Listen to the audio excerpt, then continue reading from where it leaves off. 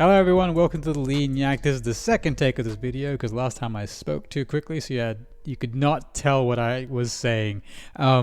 Whatever, let's roll with it. This is a channel where I talk to you, the wonderful viewer at home, about the carnivore diet and just tips and tricks along the way. I am Vin, a MeatRx coach for the carnivore diet and fasting, and so this video is just coming.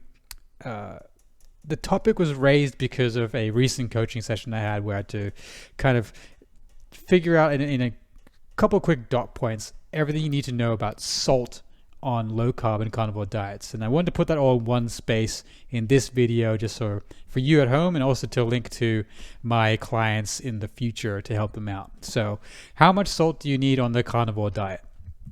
It's a pretty simple proposition.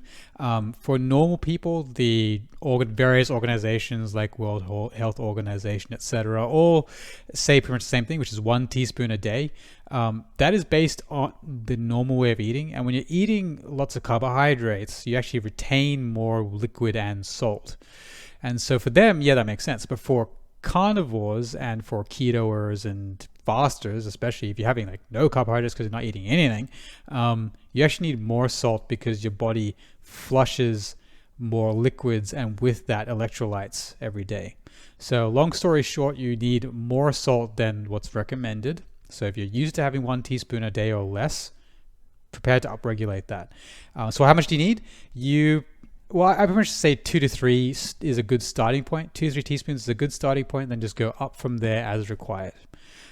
So to summarize that point, start with 2 to 3 teaspoons a day. How to get that into your diet is the next question. So if I need 2 to 3 teaspoons a day, well, how do I get that?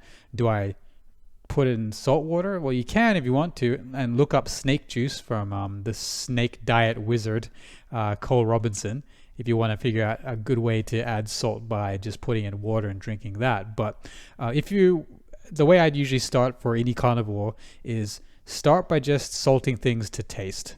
That's a good way to just let your body control how much salt you want. If you're used to having less salt, you actually will naturally put little salt on not much salt on your food, and actually taste better to you. So it's not a perfect system, but this is a chance for you to go hog wild, add as much salt as you would love to have on your your steaks, your eggs, anything you can think of. Just put salt in it until it tastes perfect, amazing to you.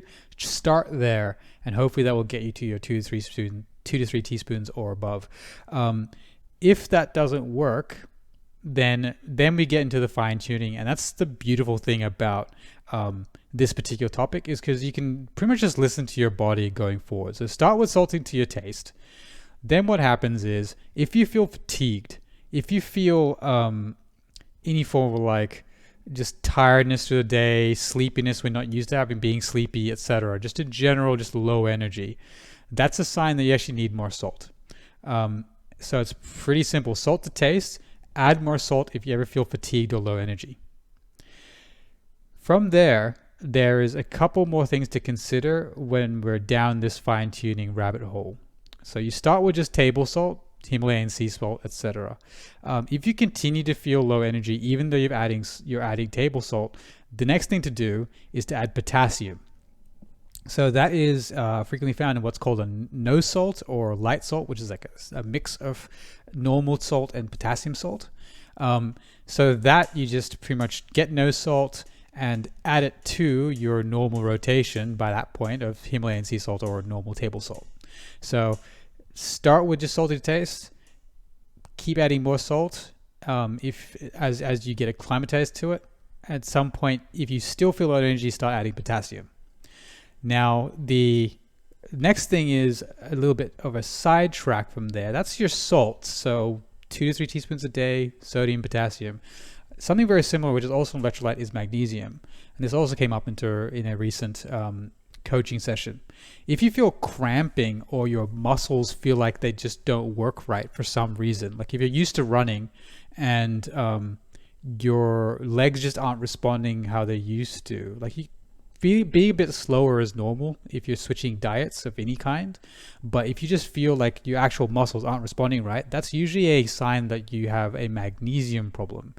So sodium's and table salt's a good place to start, adding potassium further on, but magnesium is the thing you should do if you're feeling like cramping or low energy in your actual muscles. So with that, I'll talk about it at the end of the video regarding what kinds of magnesiums to look for, because that's a rabbit hole in and of itself. But let's just summarize the video so far. How much salt do you need? Start with 2 to 3 teaspoons. Small people will need less. Bigger people will need more. I'm a pretty small guy. Like I'm probably in the lower 25th percentile of males, and I need 2 teaspoons roughly of salt a day minimum to keep me like feeling high energy. So start there and then work your way upwards or downwards. Start with table salt, move on to potassium, and then if you're feeling cramping, magnesium. Now, what I want to go into before I talk about magnesium more is how do you know when you're having too much salt? And that one's really simple. You'll just have diarrhea. Like it'll just happen. Like you'll be fine. Then suddenly you run to the bathroom. You'll get the runs like crazy if you're having too much salt or a lot of salt too quickly. So say for example you're doing snake juice or salt water, and you put too much salt in into like a straight up a bottle of water and just scull the whole bottle, you'll have the runs. So it's not just about how much salt, but it's also how quickly you're having salt. But in general, if you're having too much salt, your body will tell you. So and it's good on both ends there. So if you're fatigued, you need more salt. If you're having the runs, you need less salt. That simple. What salts to cut down on first if you are having the runs? Start by cutting down magnesium if you're taking that preventatively, if you're having it. Then cut down potassium, then cut down sodium. So in that order would be what I'd do. But in any case, if you're having like too much salt and you are finding yourself with diarrhea, don't cut it to 0. That's not the answer. You still need the salt, and you need more salt than most folks do because you're on a low carb diet and you're flushing your liquids, and with those your electrolytes, and you need electrolytes to live. So don't cut it to 0, just dial them back a little bit. And you'll find a sweet spot pretty quickly. Like for me, it took me about 3 days. And that's the good thing here, because it's not like you're going to explode into a shower of gore if you do any of this wrong. You literally just have fatigue or diarrhea. And that's a pretty, like, just toughen up just a little bit and then figure out take a week or so to figure out your spot. And once you do it, you're set. At least for me, it hasn't really varied since I really found my initial levels of salt I needed. Ever since then, it's been very simple. Like I know what to feel. It's like, oh, maybe I should have some snake juice now, or maybe I should add some more salt to this steak now. And you can get to that pretty quickly. But start with salt to taste and go up from there. So the final topic before I cut off this video, it's at 8 minutes, is what kind of magnesium do you need? So overarchingly, my answer to that is cheap, available, near you.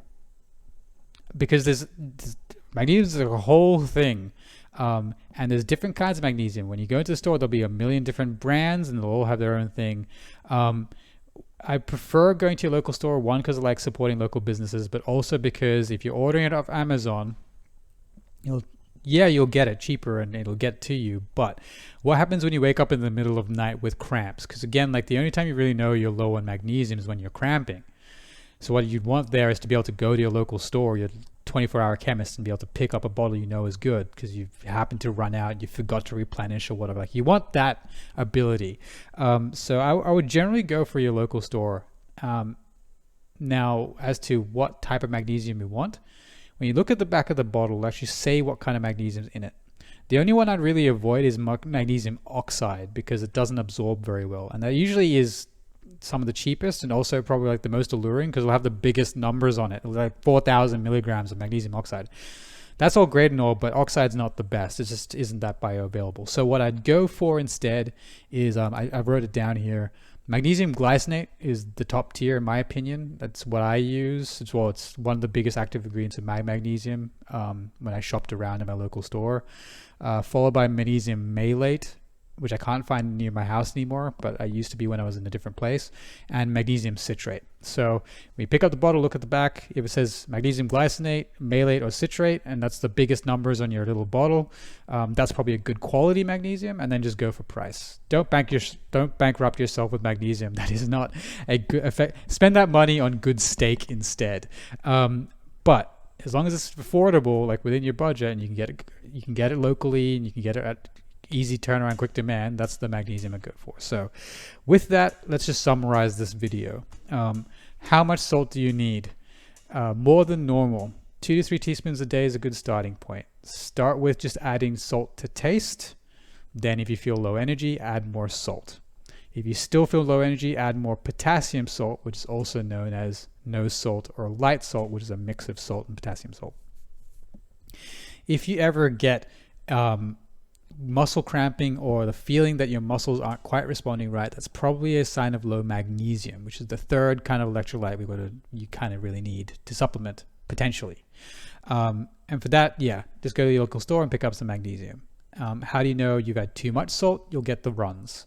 And finally, what kind of magnesium do you want? Glycinate, citrate, or malate.